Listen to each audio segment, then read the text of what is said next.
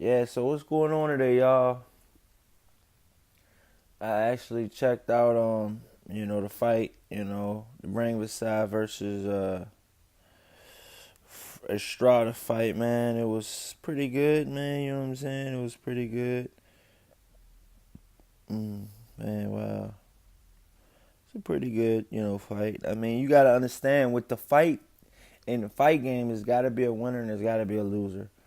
Did Estrada do enough to take the belt from reigning champion Rungvisai?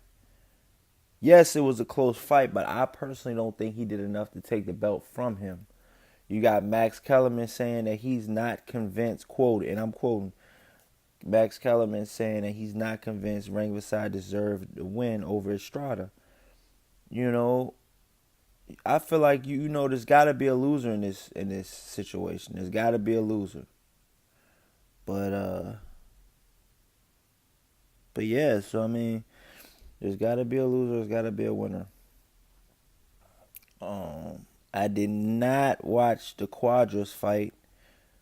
But they're pretty much everybody that is talking about it is pretty much saying that Arroyo versus Quadros, Arroyo pretty much handily beat Quadros.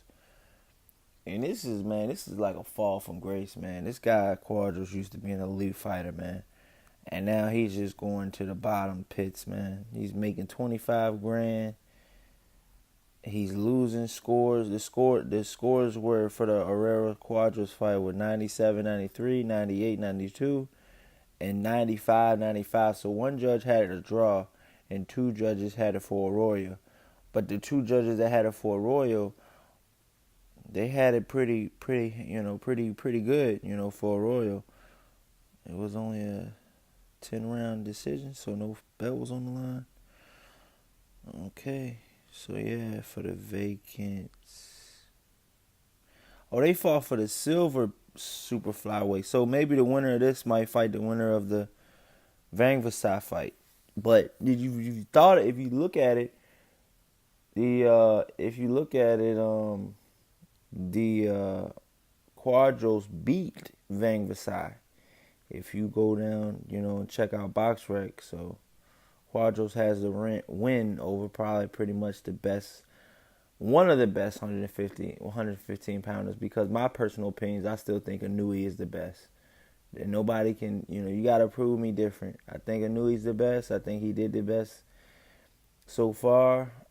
He's fought, I feel like Rungvisai has probably fought in definitely better opposition, for sure, beating Roman Gonzalez.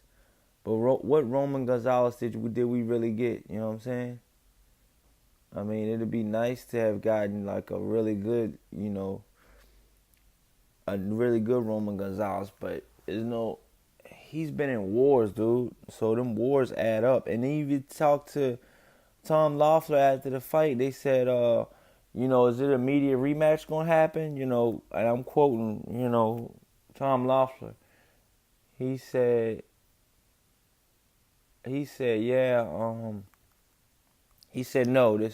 He said it will be a rematch. We will probably put a rematch together, but he said it won't. And the guy said, what about June, May, June? He said no, no, no, no. If you just seen these guys fight, man, he said that if we do a rematch, it'll probably most likely be around October time. And I mean, that's saying a lot because October is months away, you know what I'm saying? At least 6 months away. So I mean, this was a brutal fight though, man. This is a brutal fight. If you looked at Rungvisai's face, man, it looked like he got beaten with some type of object. His face was battered, dude. And Estrada's face had a little cup nicks and stuff, but for the most part, Rungvisai's face looked the worst. He had a big old looked like it could be maybe like a small tomato on the side of his face, just coming out of his face. It looked crazy, dude. But I mean, that's what happens in boxing. You get hit, it'll in the next week or two it'll go down. Put ice on it, and put the swelling down and stuff like that. It'll go down. But yeah, man, it's a brutal fight, man. So Tom Loeffler said they need time to recover. Um, you know, and that's another thing, man. I've seen Bob Arum put his fighters in. That's why I kind of like Tom Loeffler in this aspect, in this particular aspect, because he's not putting his fighters in right behind each other, like right back to back, like 4 months later, like June fight. You know what I'm saying? Not putting them in against each other. He giving them time to rebuild, time to heal. And I mean, this is not just head trauma. This is body trauma too. Some of these fighters bleed blood after they piss blood out after they lose a fight, man. Because I distinctively know, and I'm quoting Angel Garcia. Angel Garcia said, Danny Garcia pissed out black blood, or blood with some black residue, pretty much blood out of his urine and stuff was black for about he said for about a week straight after the Lucas Matisse fight. And I mean, these guys are going through the ringer, man. And it's with Bob Arum, he's putting Timothy Riley in wars after wars. Yeah, we like it, but there should have been some time in some of those fights he had. You know what I'm saying? Yeah, later towards his career, he had a little bit better time, but I'm talking about a time prime Timothy Bradley. He was fighting every 3-4 months, man. So I mean, and now look at him. He's not showing signs so far of being punch drunk, but I mean, you got to look at the fights that he had after when he fought after he fought Provodnikov. You look at his post fight interview. Wow, I thought this dude was gonna be talking like that for the rest of his life. But he bounced back. He healed up. He bounced back, and he fought again and won again.